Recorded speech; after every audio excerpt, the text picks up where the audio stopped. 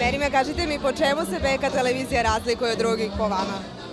Pa ja mislim da je BK televizija unela nešto novo, nešto što se u stvari u inostranstvu i radilo, jedan sasvim drugačiji način obaveštavanja, drugačiji način predstavljanja novosti u zemlji i inostranstvu i naravno mislim da je BK televizija u stvari pomerila granice, da su i ostale televizije krenule malo da modernizuju svoj program i tako da je u stvari svima bolje i onima koji gledaju BK televiziju i ostale televizije, ali ja stvarno najviše gledam BK televiziju.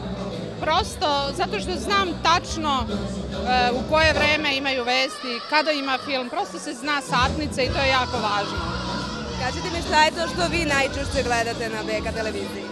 S obzirom da ja nemam vremena da idem u bioskop, ja najradije gledam film i čini mi se da BK televizija filmove koje baš pušta onako probrane i dobre filmove koji se meni dopadaju.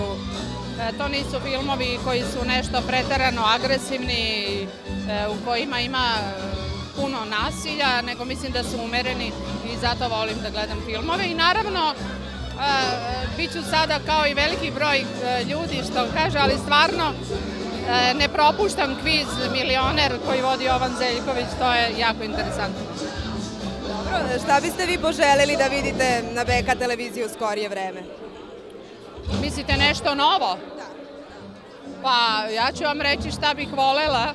Ja bih volela da na BK televiziji ima malo više prave narodne muzike.